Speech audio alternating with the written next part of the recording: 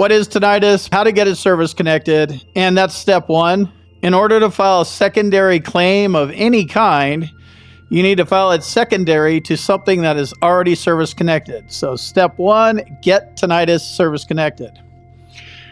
We will also be covering some high-value secondary claims. These are proven claims. You can do a simple search on the Board of Veterans Appeals, and you can see these conditions all over the place. And you can see, I encourage you to go to the Board of Veterans Appeals and look at other cases that veterans have argued.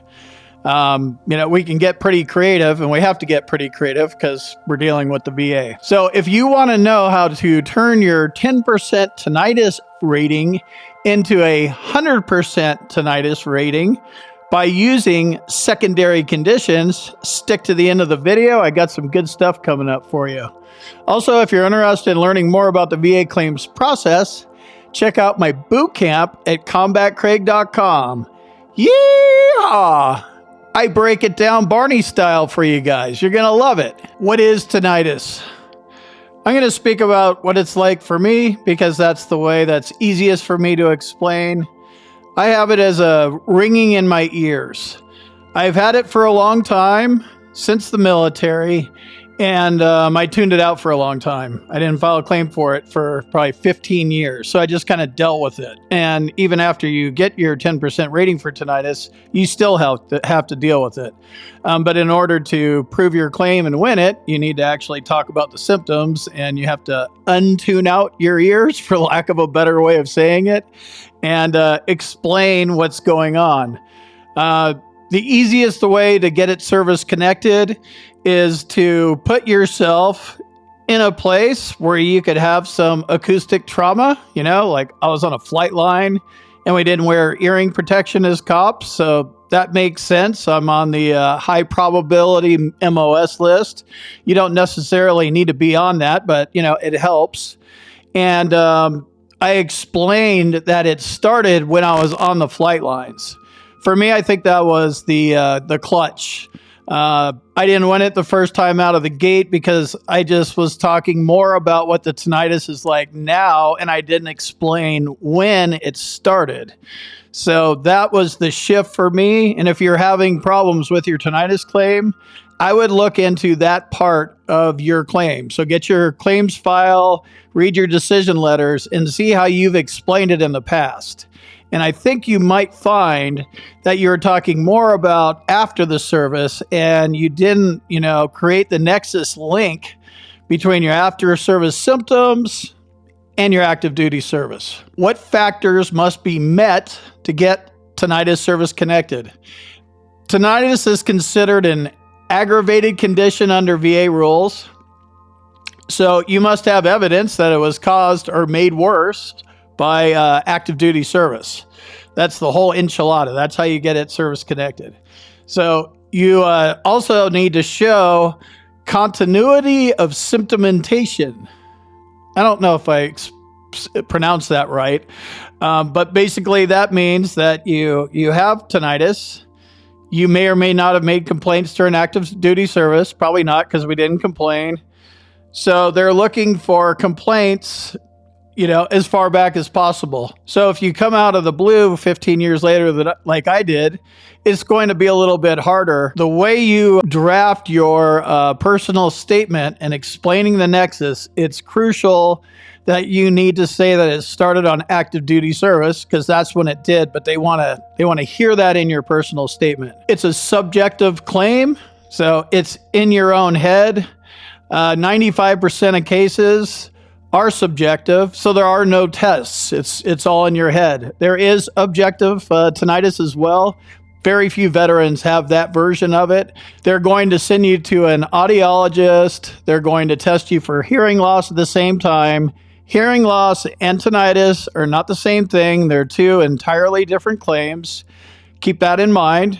And for your C&P exam for tinnitus, they're going to put you in an audiologist booth and give you the little button clicker and, click when you hear sounds.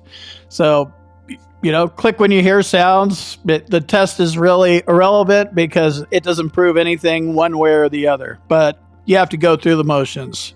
Most people do get a C&P exam for tinnitus.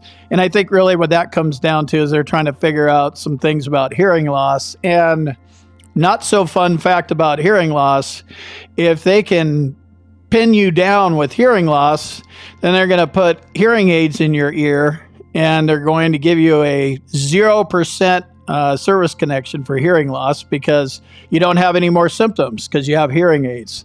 So tinnitus is good because you get a 10% rating. Now, that's the highest tinnitus goes. It doesn't go higher than 10%.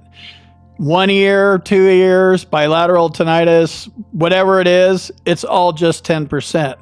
Tinnitus causes a lot of secondary conditions, and that's what we're going to hop into next. Secondary service connection for tinnitus-related disabilities. So, like I was saying earlier, we deal with it. Getting the rating doesn't change the tinnitus. I just have a bunch of stuff on all the time, noise machine, music. I keep myself out of my own head so I don't start hearing it. I have one version of it, and a lot of people have it way worse than I do. But we all learn how to live with it because we have to. The cool part about it is in most cases it's not painful, but it can cause other problems. So let's go into one of those examples, and that is migraine secondary to tinnitus. So while we're, experts at tuning things out and, sucking it up and all that kind of stuff, you may never have had any type of headaches before. And then they just come rolling on and you have no idea where they come from. There's a very good chance that your tinnitus is causing you headaches. If something like this happened to you, you're going to need to get a diagnosis for migraines. You're going to need to document the severity of your symptoms. Make sure you keep a migraine log. And then it's going to be crucially important to get the nexus, explaining the link between migraines and tinnitus. This isn't something you're going to do in your personal statement. We already did that just to get tinnitus service connected. When you're trying to get secondary conditions attached to tinnitus, you're going to need a doctor for that. So any MD type doctor will do the job. They're totally qualified to give you a diagnosis, document the severity of your symptoms, and get a nexus. Depression secondary to tinnitus. Depression as a result of tinnitus is known as a tinnitus-related disability. There's no doubt about it. Tinnitus causes stress, anxiety, depression. And if this is you, you're going to need to go to a board-certified psychologist or psychiatrist and get a diagnosis for depression. You need a diagnostic code. So one of these codes might work. 9434, major depressive disorder. I have that one. 9435, unspecified depressive disorder. I used to have that one. 9433, persistent depressive disorder. Need to have a diagnostic code and you need to have a diagnosis. Document the severity of your symptoms. Review the mental health rating criteria.